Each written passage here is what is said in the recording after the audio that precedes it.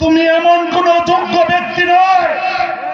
শিক্ষাগত যোগ্যতাই আমাদের এই নেতৃবৃন্দের চেয়ে খুব বেশি না তোমাদের, যে আমাদেরকে ধাক্কা দিয়ে সরিয়ে দিবা।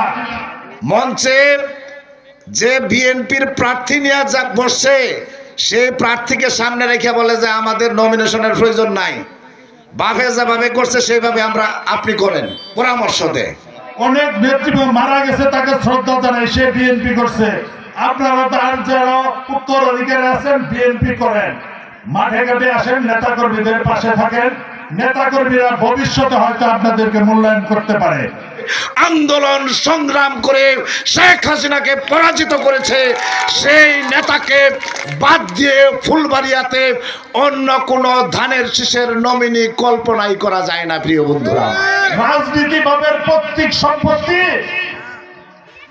এমপি ভাবের পৈতৃক সম্পত্তি, যে বাপের পৈতৃক সম্পত্তি আমি ভাগ করে নিয়ে গেলাম ইচ্ছা মতন, আমরা 22-23 জন আছি, ভাগ করে নিয়ে গেলাম, তা না। রাজনীতির মাঠে থাকতে হবে। আমার নেতাই 17 বছর মাঠে ঘাটে নেতা কর্মীদের পাশে ছিল। তুমি এমন কোন যোগ্য ব্যক্তি নয়। শিক্ষাগত যোগ্যতাই আমাদের এই নেতৃবৃন্দের চেয়ে খুব বেশি না তোমাদের, যে আমাদেরকে ধাক্কা দিয়ে সরিয়ে দিবা।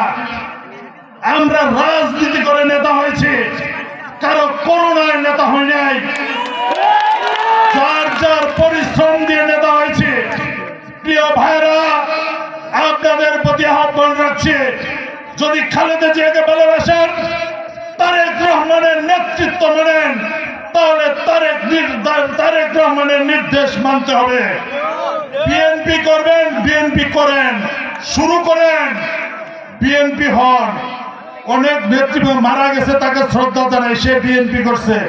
আপনারা তার যারা উত্তরাধিকারী আছেন বিএনপি করেন, মাঠে ঘাটে আসেন, নেতা কর্মীদের পাশে থাকেন।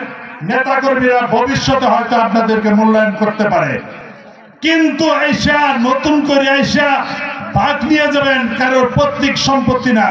গত 2 দিন আগে জয়পুর বাজারে বিএনপির ভারপ্রাপ্ত চেয়ারম্যান তারেক রহমানের 31 দফা দাবি বাস্তবায়নের লক্ষ্যে ব্যানার পোস্টার সংবলিত একটি সভা মঞ্চের মধ্যে একজন বিএনপির সাবেক নেতা, সাবেক একজন চেয়ারম্যান যখন বলে আমরা বিএনপির নমিনেশন চাই না, আমি আপনাদের কাছে আপনাদের বিবেকের কাছে তাহলে আমি প্রশ্ন রাখতে চাই, ওনারা কি বিএনপির নমিনেশনের জন্য আসছে না অন্য কিছু করার জন্য আসছে? আপনারা বলেন। মঞ্চে যে বিএনপির প্রার্থী নিয়ে যা বসছে সেই প্রার্থীকে সামনে রেখে বলে যে আমাদের নমিনেশনের প্রয়োজন নাই, বাফে যেভাবে করছে সেইভাবে আপনি করেন, পরামর্শ দেয়। তো সুতরাং আমাদের বোঝা হয়ে গেছে, আপনারাও নিশ্চয়ই সবকিছু বুঝে গেছেন। আপনারা আমরা সকলেই জানি কে কিভাবে এমপি হয়েছিল, জানি না? এইবার কিন্তু আপনার ভোট আপনি দিবেন, আপনি 2টা ভোট দিতে পারবেন না। ভিতরে পয়সা সিল মারলেন, সেটা হবে না। যার ভোট সে দিবে। নমিনেশনের চিন্তা আপনাদের করতে হবে না, ভাগাভাগির চিন্তা আপনাদের করতে হবে না। আপনাদের কাছে শুধু এই দাবি রেখে যাচ্ছি যে আপনারা আগামী জাতীয় সংসদ নির্বাচনে ধানের শীষের প্রার্থীকে ভোট দেওয়ার জন্য প্রস্তুতি নেন। অবশ্যই ফারুক ভাইকে ভোট দিবেন ধানের শীষে।